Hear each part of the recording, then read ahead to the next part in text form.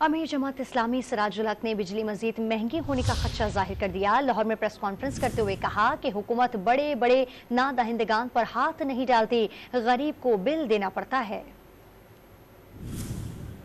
14 अगस्त को इन्होंने हल्फ उठाया और 15 अगस्त को इन्होंने कीमतों में इजाफे का ये काम शुरू किया और ये मुसलसल जारी है।